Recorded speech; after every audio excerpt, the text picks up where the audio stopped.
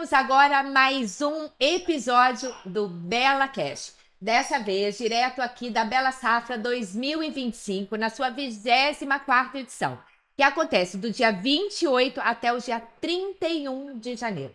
Eu sou Lenise Queiroz, estarei 2 dias aqui com vocês, proseando aqui nesse ambiente de produtividade, olho no olho com os nossos convidados. Então, bora lá começar, e hoje eu tenho iniciando com 2 convidados, Roberta, Embrapa Soja, Alexandre, coordenador da Bela Agrícola. Agora eu vou apresentar direitinho, quer ver só? Roberta Carnevale, Embrapa Soja, chefe de pesquisa, pesquisadora da Embrapa, e o Alexandre, que eu já apresentei, que é o coordenador técnico aqui da Bela Agrícola. Bom, primeiro, obrigada pela presença, vocês são os primeiros aí abrindo aqui o podcast da edição, da 24ª edição. Sejam bem-vindos, vamos contar um pouquinho, prosear, trocar informação e tudo que a gente tem para falar. Então, e aí? Quem quer dar a mensagem inicial? Embrapa, parceria Bela Agrícola há muito tempo, né? Olá a todos, obrigado pelo convite. Sim, a Embrapa Soja é parceira da Bela Agrícola já de longa data, né? A Embrapa sempre apresentando os materiais de soja, né, que vão ser lançados no ano e o que estão disponíveis no mercado para mostrar para o produtor. E aproveitando, né, a parceria, a Embrapa Soja está completando 50 anos esse ano. 50 anos, gente. Né, 50 anos de história, trabalhando com sustentabilidade no sistema de produção de soja, melhorando cultivares, né, trazendo sempre materiais que são resistentes a doenças. Essa é uma marca muito importante dos materiais da Embrapa, né? E para ajudar o produtor a produzir cada vez mais e avançar cada vez mais na sua atividade. Bom, então é uma data super especial, né, para nós aqui da Bela Safra, e para vocês também, né? Com certeza. Agora vamos falar um pouquinho dessa parceria. Muito tempo, né? Sim, muitos anos já de parceria, né? Não só na feira, mas parceria de trabalho, né? Que já esse ano, principalmente, né, vindo do ano passado, até a Bela Agrícola está comercializando as sementes da Embrapa. Então, assim, é parceria além da feira, né? Isso além da feira. Alexandre, você pode confirmar isso? É uma parceria forte, de sucesso, né? Sim, com certeza. Bom dia, né? Bom dia ao público. Com certeza, a Embrapa tá aqui dentro de casa, muito querida, né? A gente vem fazendo vários trabalhos em conjunto. Sempre que a gente tem alguma dúvida, eu peço suporte ali, sempre nos atendem de prontidão. Então, é um orgulho para nós ter a Embrapa aqui próximo, né? E a Bela Agrícola é uma empresa muito engajada e muito comprometida com o produtor, com realmente, né, buscar eficiência produtiva e ajudar o nosso agro, ajudar o nosso Brasil, né? Então, com certeza faz a diferença ter a Embrapa aqui do lado. Parabéns aos 50 anos. É isso aí. Bom, e falar em 50 anos, tem congresso este ano, acontece a cada 3 anos, né? Sim, esse ano o Congresso de Soja, né, vai acontecer em Campinas, no mês de julho, final de julho. Então, estão todos convidados, a gente traz assuntos, né, mais relevantes, o que tem de ponta aí para o produtor, para o técnico estar acompanhando, né? E esse ano vai ter até painéis um painel internacional, né? Então, vão vir pesquisadores de fora do país para discutir alguns temas bastante importantes na área de biotecnologia. Então, tem bastante novidade. Bastante novidade. Coloca aqui para nós, o Alexandre, dentro desse contexto, já puxando esses 50 anos novamente da Embrapa Soja, como que vocês, Bela Agrícola, enxergam essa participação? Sim. Olha, é um grande desafio para nós do setor de distribuição, né, com uma equipe com mais de 170 consultores no campo, a gente ter uma uniformização do nosso atendimento, muitas vezes, né? E eu imagino que estender toda a informação que a Embrapa gera, né, para que ela chegue lá no produtor e seja efetiva, também seja um desafio, né? Um desafio da área de pesquisa, da área de comunicação e dos profissionais que estão no campo. Então, acho que eventos como esse cada vez mais aproxima, né, diminui essa distância, né, do produtor, de quem realmente precisa da inovação, da tecnologia, né? Então, eu acho que isso tudo que a gente promove congresso, né, conferências, eventos como o Bela Safra, tem um objetivo genuíno de aproximar o produtor à tecnologia. Eu acho que esse é o principal propósito. E né? eu até ousaria colocar, gente, um trem aqui para vocês, por exemplo, eu acho que a forma que vocês comunicam é uma forma muito acessível. É uma forma muito fácil. Eu acho tão bacana isso, porque mesmo quem não é, por exemplo, a gente está aqui vivendo esse super evento, a gente tem um entendimento, a gente consegue perceber esses diferenciais, a forma de trabalhar mesmo, até a linguagem. Eu acho que é essa aproximação com o produtor que faz a diferença, tanto para a Bela Agrícola quanto para a Embrapa. Estou correta? Com certeza. A gente prima por buscar esse tipo de comunicação, porque não adianta só falar. A pessoa que está ouvindo precisa entender e incorporar, né? Porque a gente está... E aí... adaptar para a realidade dela. Adaptar para a realidade. Eu acho que esse é o ponto. Esse é o grande ponto. Não adianta a Embrapa ir lá, a universidade ir lá, o professor, o pesquisador vai lá, fala, mostra tudo, e a pessoa que está ouvindo, e aquela informação poderia trazer tanto benefício para ele, ele não consegue digerir aquilo, porque às vezes é muita informação técnica. Então, a gente prima para transformar essa linguagem científica numa linguagem que o produtor entende e consegue colocar aquilo no dia a dia. Né? Isso faz toda a diferença quando o produtor recebe a informação. Uhum. Agora, a gente vai conversar aqui, quando vocês estão aqui em Embrapa Soja, dentro da Bela Safra, são vários assuntos, temas abordados, porque é muito amplo, né? É muito amplo, até é difícil a gente falar, né? Agora, eu queria focar hoje na questão de plantas de cobertura, desse sistema aí, para a gente conversar, para quem está nos ouvindo aí, nos acompanhando. É uma necessidade. Exatamente. Plantas de cobertura no sistema de produção é uma necessidade nos dias atuais, né? Porque ela vai agir sobre vários problemas que o produtor vem enfrentando. Né? A gente está vivendo um momento de transição climática, né? Eu acho que ninguém mais tem dúvidas de que o clima está mudando, né? Porque antes ainda existia aquela parcela da população que fala, não, mas todo ano assim, dá enchente, todo ano.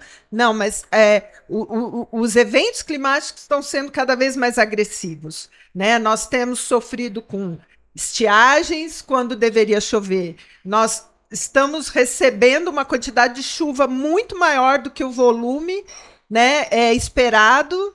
Né? Em épocas diferentes. Em momentos que não é ideal para a planta, e aí isso traz uma série de distúrbios. Né? As ondas de calor, né, que tem atingido as plantações, né? O ser humano, ele vai lá, procura uma sombra, um ar-condicionado, ele resolve a vida lá, porque dele. ninguém está dando conta. Vamos falar que nós estamos aqui dentro. Nós estamos no paraíso. Vocês não podem imaginar como o trem está fervendo lá fora. E aí, a planta e o animal, eles não conseguem se defender dessa condição, né? De atingindo aqui na nossa região, ano passado, teve dia que deu 47 graus, né? Gente, é demais. E isso no termômetro, imagina ali no sol. Então, todas essas alterações climáticas, elas trazem consequências para o nosso cultivo. Né? E as plantas de cobertura, elas vêm ajudando o produtor a resolver ou a minimizar uma série de problemas desse tipo, né? Como, por exemplo, né? Proteger o solo de uma tempestade para que não haja erosão. Então, aquela cobertura do solo, ela ajuda na redução do impacto da chuva, né? Ela ajuda a segurar aquela matéria orgânica que está lá no solo, né? Aquelas raízes, ela ajuda a segurar a umidade. Por quê? Porque hoje deu uma tempestade, aí fica amanhã 20 dias sem chover. Então, um solo que não tem aquela matéria orgânica, é como se fosse uma esponja, né? Segurando aquela umidade, aquela água vai escorrer e a planta vai sentir quando a água faltar. Aquela cobertura também ajuda a segurar a umidade no solo para não perder com o sol intenso que vem na sequência. Né? Então, é uma série de vantagens. Né? Se você vou passar o dia inteiro aqui falando só das vantagens, né? Mas o fato do aprofundamento das raízes da soja, do milho, né, em função do uso de plantas de cobertura, faz com que aquela planta explore mais uma área maior, um volume maior de solo, e com isso ela consegue manter as raízes num ambiente que ela tem mais água, mais nutriente, e se mantém viva, se mantém produtiva por mais tempo em momentos como esse de falta de água, né? Perfeito. Isso só citando uma ou duas vantagens, tem muito mais. Perfeito. Alexandre, acrescenta para nós aí como que vocês trabalham aqui na Bela Agrícola e o que está sendo mostrado aqui hoje na Bela Safra. Perfeito. Bom, primeiramente a nossa colega Roberta da Embrapa muito bem explanou aqui os benefícios de se adotar esse manejo, né? E a Bela Agrícola acredita, tem convicção de que isso realmente faz a diferença no sistema de produção. O fato é, muitas vezes o produtor lá, né, o nosso amigo produtor, a dificuldade é ele adaptar o sistema produtivo dele a essa realidade, né? Essa nova realidade que a gente vem tentando ilustrar em todos os nossos eventos, em todas as nossas ações, né? Que de verdade, se o produtor não tiver uma boa produtividade, uma boa rentabilidade, o resto não se sustenta. Então nós precisamos ajudar o produtor a quantificar esses benefícios. O grande desafio talvez esteja aí, né? A gente entende todos os benefícios e do lado do produtor, se a gente não ajudar ele a mensurar esses benefícios, para ele muitas vezes pode parecer abrir mão de receita para fazer um manejo mais adequado. E o que a gente queria aqui deixar bem reforçado aqui com convicção é de que ele não abre mão de receita, pelo contrário, ele mitiga riscos já trazidos aqui pela Roberta, né, e muito bem mapeado pela Embrapa, mas que ele melhora o seu sistema de produção, né? Todo o manejo que ele faz lá de operações desde plantio, controle de doenças, de pragas, né, e o aumento de produtividade são alguns dos reflexos, né, que vão acontecer à medida que ele adotar esse manejo de melhorias, né? Ele vai produzir mais, vai ter menos problema com praga, com plantas daninhas, com doenças, né? Ele vai ter um solo com maior capacidade de infiltrar a água, de reter essa água, essa umidade, que afinal de contas a planta é um ser vivo, né? Então ela precisa de umidade para transpirar, para diminuir a temperatura, né, do ambiente e favorecer a produtividade. E aí o produtor, quando ele quantificar e entender isso, eu não tenho dúvidas, tá? De que ele vai enxergar isso como um manejo de rentabilidade, de alta rentabilidade. Né? Se ele medir isso a longo prazo, isso o impacto é maior ainda, porque é um sistema que com o tempo ele vai se tornando mais eficiente. Né? Então você pode, em algumas situações, inclusive reduzir a utilização de insumos externos, como fertilizantes, né? Defensivos. E isso é bom para a agricultura. Né? Você usa o racional e produzindo mais, quem não quer? Né? Quem não se beneficia com isso? Né? Toda a cadeia, né? Toda a logística, a indústria, né? Vai produzir apenas aquilo que realmente é efetivo. Nós aqui da distribuição vamos ter nos nossos estoques apenas produtos que serão realmente efetivos, né? A gente consegue posicionar melhor as tecnologias, ter maior eficiência agronômica e econômica dos insumos utilizados, né? Então todo mundo ganha, né? A questão é que a gente precisa cada vez mais mensurar as coisas, né? Quantificar isso. E o projeto nosso aqui da Bela Agrícola, o CPS, que é construir perfil de solo, ele visa trazer esse conceito, né, nas vozes aqui da Embrapa, professor Hallich, o professor Telmo, que tem nos suportado em toda a demanda técnica, que são cientistas, né, para trazer cada vez mais esse esclarecimento a nível de produtor, né, clareza nas estratégias técnicas adotadas. Nós estamos falando aqui de que é a utilização de plantas de cobertura, né, que favorece alguns atributos do solo, como a fertilidade química, a fertilidade biológica e a física, né? Você tem um ganho muito grande no perfil de solo, né? Porque às vezes a gente acha que apenas aquele 0 a 20, que é onde acontece a maioria das operações, são afetados, né? E quando, na verdade, quando você adota um sistema, né, com plantas de cobertura, utilização de multiculturas, você gera um impacto muito grande no perfil de solo, um impacto positivo. E muitas vezes isso é exponencial, né? Então, é esse tipo de clareza que o nosso projeto CPS, Construir Perfil de Solo, tenta trazer. Sim. De uma forma simples, numa linguagem, né, que o produtor entende. Eu sei que muitas vezes na academia os termos que nós utilizamos não são os mais adequados, mas a ideia aqui é falar com o produtor, né? Então a gente tenta trazer isso da forma mais clara possível, né? Sensacional. E o Alexandre tocou num ponto bem importante no início da fala dele, que é muitas vezes o produtor imagina que usar plantas de cobertura no sistema faz com que ele tenha que tirar uma cultura que está trazendo retorno financeiro. E não é assim. O importante dele entender e conhecer.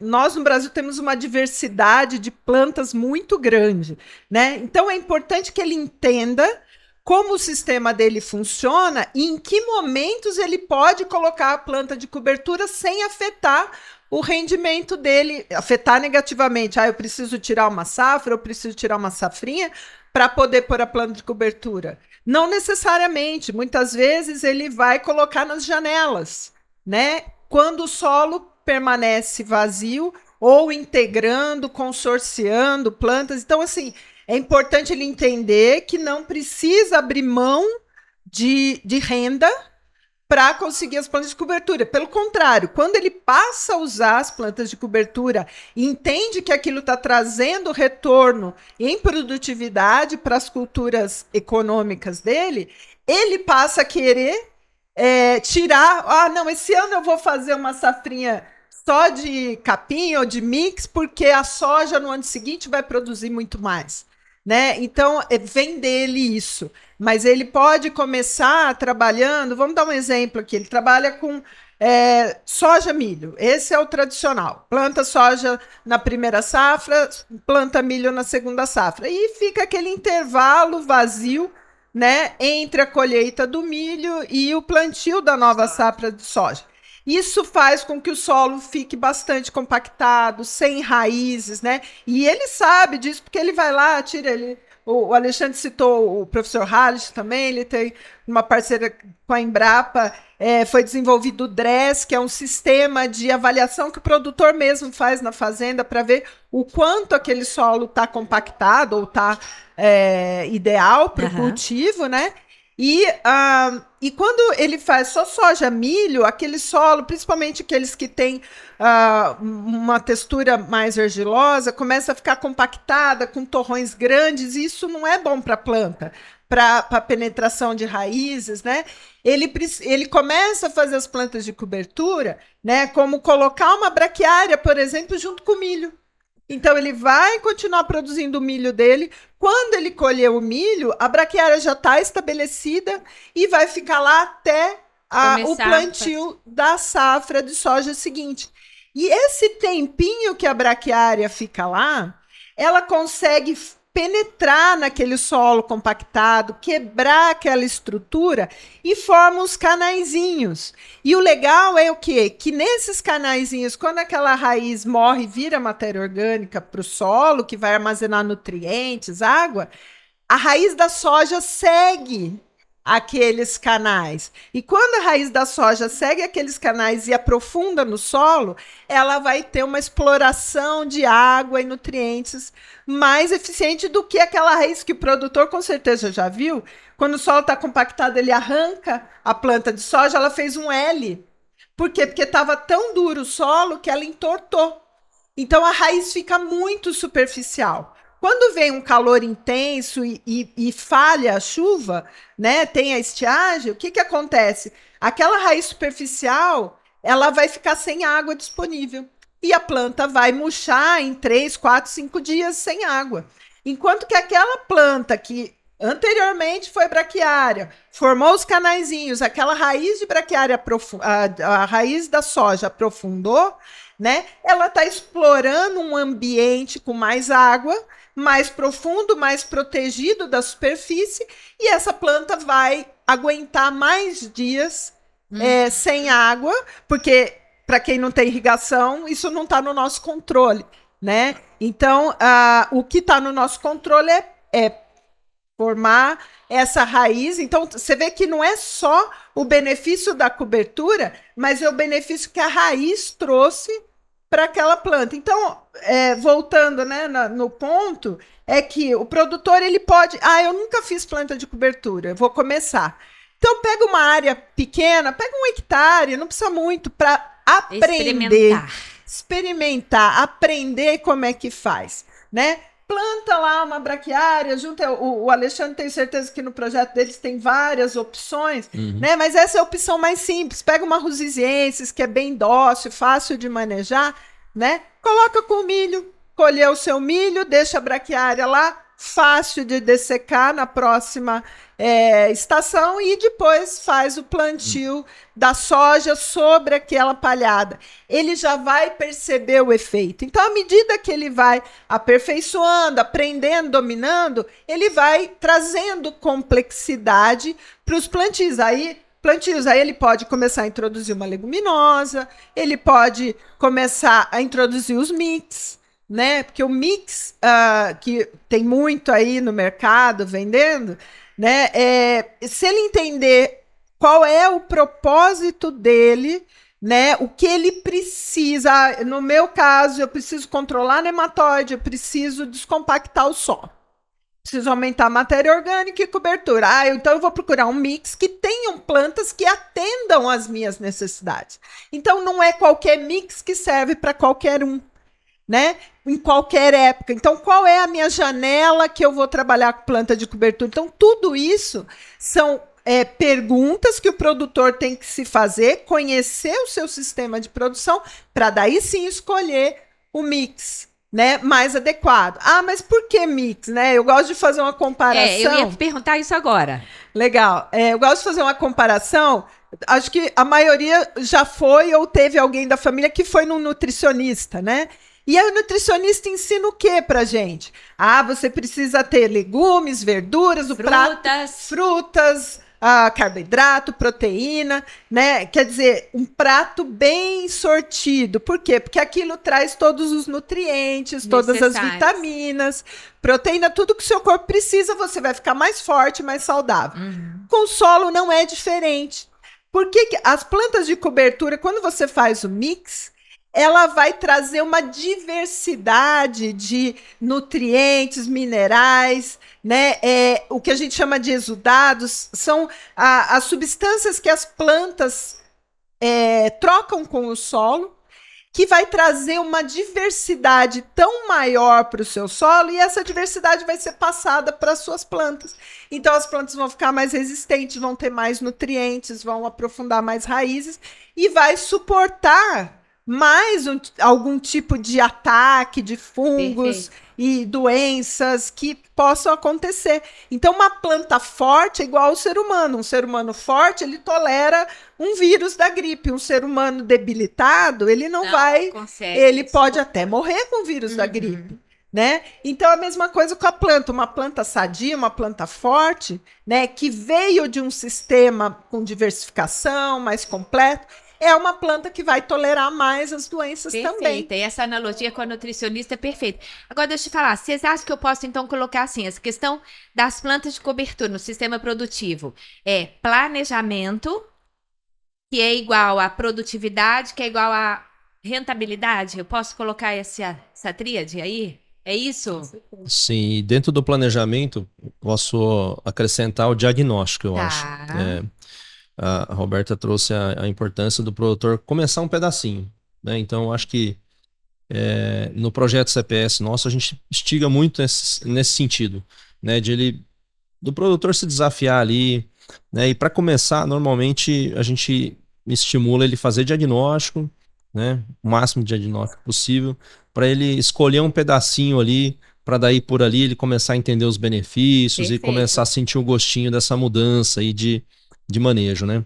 E quando a gente fala de plantas de cobertura, é importante ressaltar que aqui na Bela Agrícola a gente fomenta que é importante o produtor adotar um sistema de multicultivos, Porque se ele apenas fizer uma boa correção, uma boa calagem, né, corrigir ali, neutralizar a acidez do solo, né, o alumínio que prejudica o sistema radicular também, né, acaba absorvendo ou fixando alguns nutrientes no solo.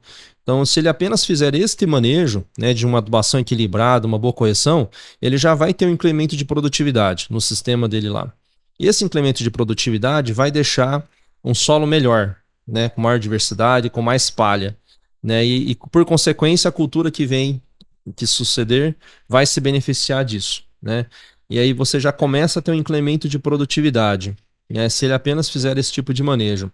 E esse incremento de produtividade, ele pode ser aumentado, né, inúmeras vezes se ele adotar plantas de cobertura. Então esses degraus, né, de avanços, tanto no conhecimento como nas experiências do produtor, ter pequenas experiências a cada mudança ou a cada manejo que ele for adotando, isso faz parte vamos dizer assim, do arcabouço de conhecimento que ele vai adquirindo, de experiências, que é o que vai promovendo de verdade a mudança. Então é um desafio para nós aqui da Bela Agrícola, e acredito para a Embrapa também, de compartilhar esse conhecimento. Perfeito. Né? Porque eu tenho produtores que às vezes absorvem, aprendem e têm experiências muito rápido, né? E ele já vira a chave muito rápido, e eu tenho produtores que são mais resistentes. E não é a culpa do produtor. A questão é que muitas vezes ele teve uma experiência que não foi tão positiva, né? Então, o que é a nossa tarefa aqui? É tentar, entre os produtores, compartilhar bons resultados, compartilhar boas experiências.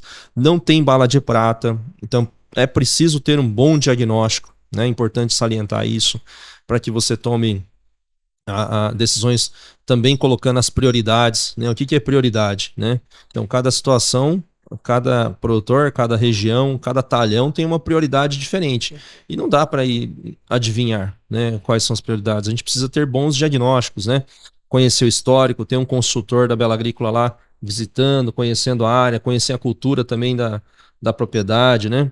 Então, é uma coisa muito personalizada, mas muito personalizada mesmo. Muito personalizada. E é onde que, sem uma equipe capacitada, sem o conhecimento compartilhado, sem as experiências compartilhadas, é fácil o produtor desistir dessa jornada, sabe? É uma jornada complexa, né? Parece simples, mas não é, né? Então, demanda tempo, e o bom disso tudo que a gente está observando que dentro do projeto, o CPS... quem está observando é o professor Halles, o professor Thelma, a gente tem visto que aquela ideia de que leva muito tempo para você melhorar um sistema produtivo, né? Que isso demanda anos, né? A gente está observando na prática que isso é menor o tempo, tá? Então, questões de 2 anos aí, 3 anos, a gente já vê uma virada de chave muito significativa. Eu até queria perguntar aqui para a Roberta se a Embrapa tem observado isso, se tem atualização nesse sentido também. Sim, essa questão vem muito ao encontro do nosso início de conversa, que é o clima.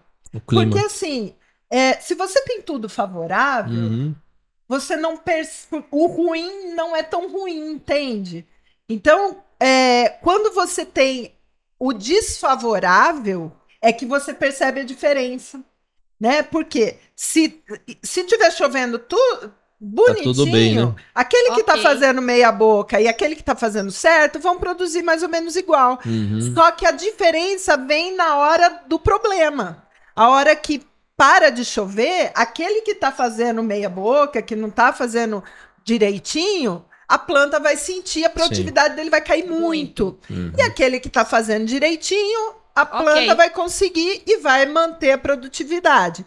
Então, e como a gente está tendo eventos climáticos cada vez mais agressivos, nós estamos tendo todo ano problemas. E é no problema que a gente vê a diferença. Então, assim, a gente faz até uma analogia, né? Se você tiver um climinha lá de 25, 28 graus, se você colocar árvore, o animal não vai ligar para aquela sombra. Mas se você tiver 40 graus, ele vai para a sombra. A gente também, se tiver a árvore ali e tiver um climinha agradável, a gente nem vê a árvore. Mas na hora do sol, a gente vai para baixo da árvore. Então, é no problema que a gente sente a diferença. E esses problemas têm acontecido com tanta frequência, por isso que o resultado tem aparecido tão rápido do que era há 30 anos atrás.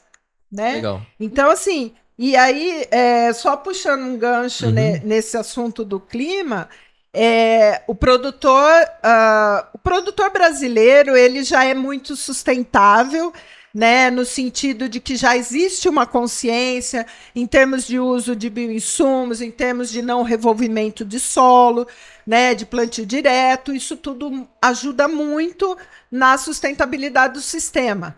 Mas o Brasil como um todo, ele é um país exemplar em termos de emissões, né? Porque nós temos as emissões muito baixas pelo tamanho que nós somos. Mas a gente pode fazer mais, né? E o fazer mais, e aí eu vou chegar nas plantas de cobertura, né? O que a gente pode fazer mais pelo nosso clima, né? Por que isso está acontecendo? Porque nós temos muito gás carbônico na atmosfera, que veio de muita queima de petróleo, ok? Então, nós precisamos limpar. A gente não enxerga, mas a gente está sentindo as consequências. A gente precisa limpar essa atmosfera. E de que maneira a gente limpa a atmosfera? A gente não tem uma maquininha ainda rentável que fica sugando o ar e tirando, não, né? As pessoas estão até inventando, mas isso ainda não é viável. Mas a gente tem a melhor maquininha que faz isso, que é a planta. Né? Toda planta verde, ela tira esse gás carbônico do ar e joga para o solo na forma de raízes. Né? Então, aquele produtor que passar a adotar a prática de colocar plantas de cobertura, lógico, tem outras coisas envolvidas, mas ele já deu um passo gigantesco para comprovar a sustentabilidade e uma produção com baixa emissão de carbono.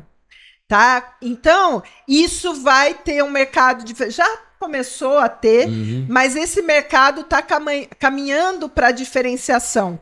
Então, aquele produtor que tiver uma certificação de que o sistema de produção dele tem baixa emissão de gás de efeito estufa, né, e alto sequestro de carbono, ele vai ter vantagens, né? Vantagens no preço, vantagens na comercialização, vantagens no seguro, vantagens na questão de financiamento. Então, ele vai ter uma série de vantagens em relação àquele produtor que continua fazendo mais do mesmo, né? Então, nós estamos caminhando para isso. E as plantas de cobertura que trazem essa virada de chave para o produtor. Então, além de todos esses benefícios diretos aqui, que a gente nem comentou todos, né? Porque não dá tempo, ainda tem essa questão de diferenciação futura do produto soja, do produto milho, do produto trigo, por estar sendo produzido num sistema com baixa emissão, com alto sequestro de carbono,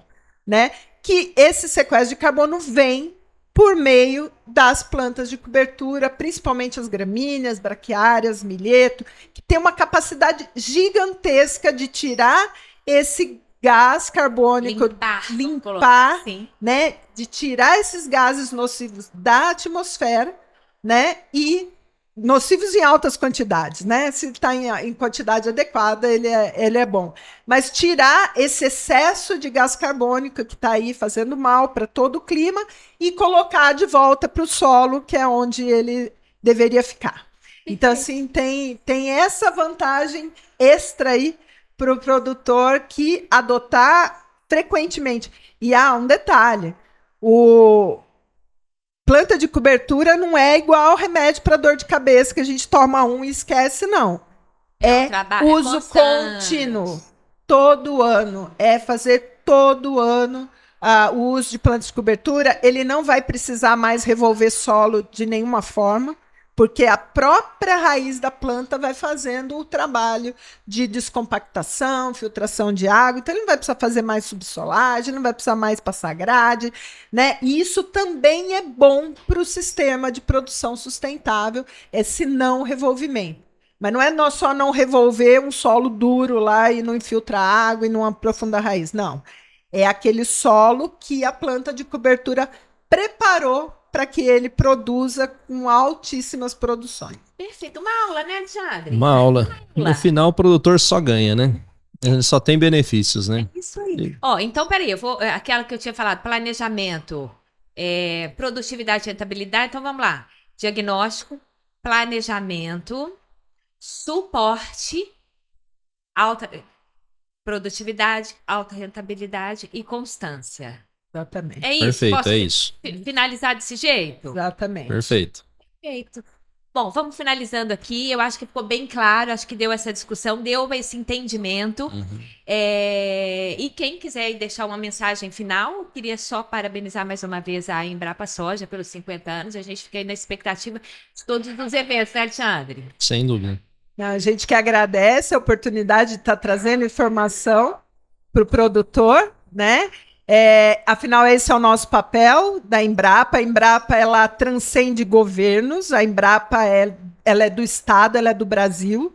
A Embrapa pertence ao produtor rural, ela pertence ao técnico, ela pertence ao consumidor, né? Nós somos apartidários e nós estamos... o nosso papel é trazer informação de qualidade para o produtor, trazer verdades, desmistificar muita coisa que acontece, né? Então a gente trabalha com seriedade, com ciência de ponta que muitas vezes não é encontrada em nenhum outro lugar do mundo, tá? Nós temos dentro da Embrapa e a gente tem que defender a nossa empresa, porque ela é nossa, ela é da Roberta, ela é do Alexandre, ela é sua, ela é de todo mundo, de todo brasileiro. E isso faz com que a gente só tenha um país de orgulho, que é o nosso Brasil aí, batendo recordes ano a ano. É isso aí. Obrigada. É isso aí. Alexandre, quer deixar um recadinho para os nossos produtores? Sim, sim. Bom, primeiramente agradecer a oportunidade. Obrigado, Roberto, pelo bate-papo, né, uma aula. E convidar aqui o nosso amigo produtor, produtora, para vir para o Bela Safra, né, conhecer o nosso evento, para quem não conhece, e passar no nosso circuito, claro, não poderia deixar de chamar para passar na trincheira da Bela Agrícola, né? Para escutar ali o recado dos pesquisadores, né, falando um pouco do CPS. E fica aqui o nosso convite. Serão muito bem-vindos. Obrigado. Obrigada mais uma vez. E para você que está nos acompanhando aí, aguarde que tem mais informação no próximo episódio BelaCast.